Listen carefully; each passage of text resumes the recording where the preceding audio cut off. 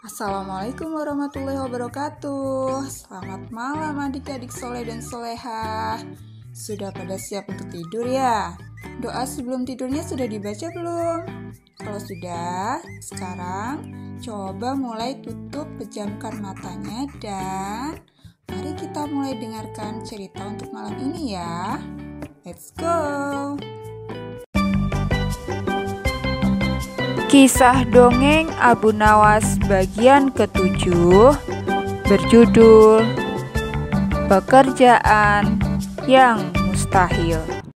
Baginda baru saja membaca kitab tentang kehebatan Raja Sulaiman yang mampu memerintahkan para jin untuk memindahkan singgasana Ratu Bilqis di dekat istananya. Baginda tiba-tiba merasa tertarik. Hatinya mulai tergelitik untuk melakukan hal yang sama. Mendadak, beliau ingin istananya dipindahkan ke atas gunung agar bisa lebih leluasa menikmati pemandangan di sekitar. Dan bukankah hal itu tidak mustahil bisa dilakukan? Karena ada Abu Nawas yang amat cerdik di negerinya. Abu Nawas segera dipanggil untuk menghadap Baginda Raja Harun ar-Rasyid.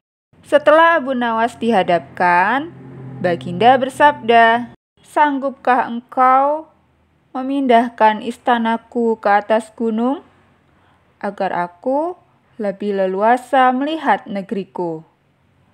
tanya Baginda. Abu Nawas tidak langsung menjawab.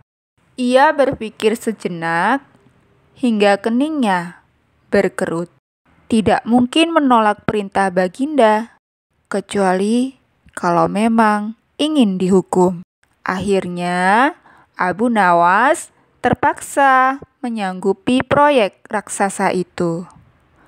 Ada satu lagi permintaan dari Baginda.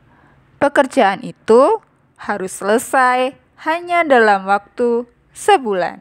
Abu Nawas pulang dengan hati masgul. Setiap malam ia hanya berteman dengan rembulan dan bintang-bintang.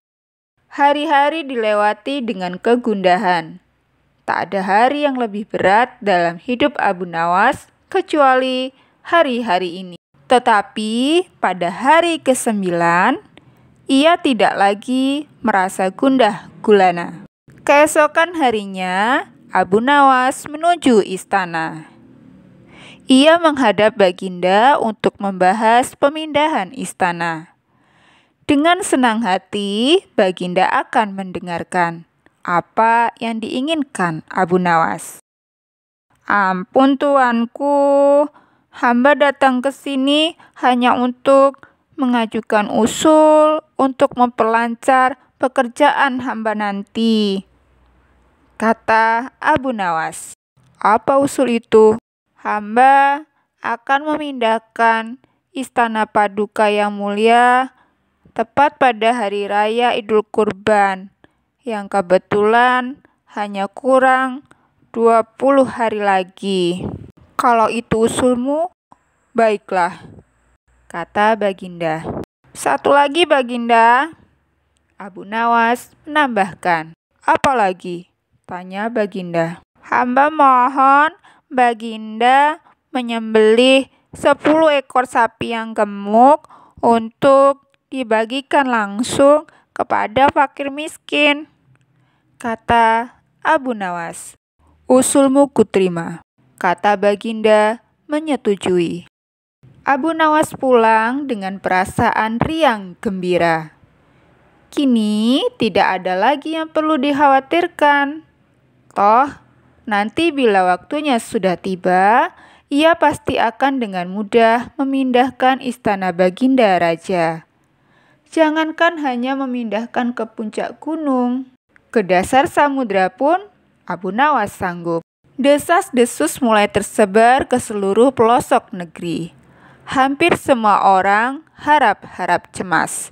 Tetapi, sebagian besar rakyat merasa yakin atas kemampuan Abu Nawas. Karena selama ini Abu Nawas belum pernah gagal melaksanakan tugas-tugas aneh yang dibebankan di atas pundaknya. Namun, ada beberapa orang yang meragukan keberhasilan Abu Nawas kali ini. Saat-saat yang dinanti-nantikan tiba. Rakyat berbondong-bondong menuju lapangan untuk melakukan sholat hari raya Idul Kurban. Dan seusai sholat, 10 sapi sumbangan Baginda Raja disembelih, lalu dimasak, kemudian segera dibagikan kepada fakir miskin.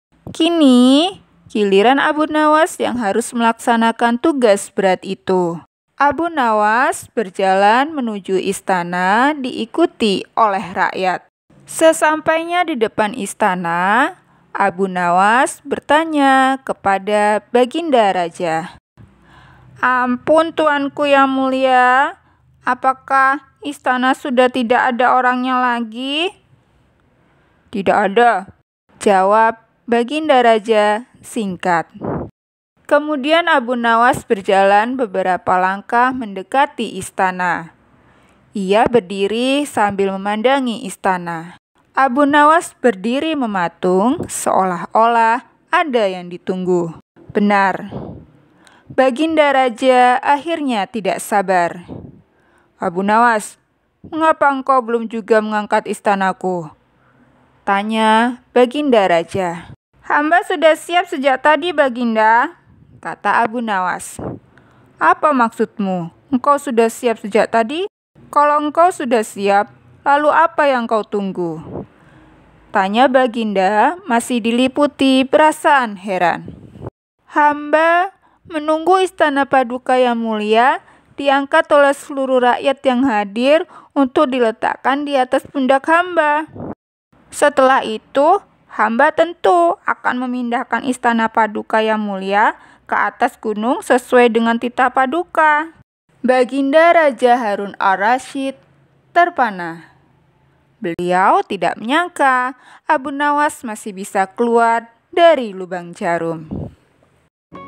Terima kasih sudah mendengarkan cerita malam ini. Dan untuk ayah, bunda, dan kakak-kakak yang sudah mampir di channel ini, mohon dukungannya ya dengan cara subscribe, like, dan share, serta aktifkan lonceng notifikasinya agar jika ada video terbaru dari channel ini tidak ketinggalan. Terima kasih. Wassalamualaikum warahmatullahi wabarakatuh.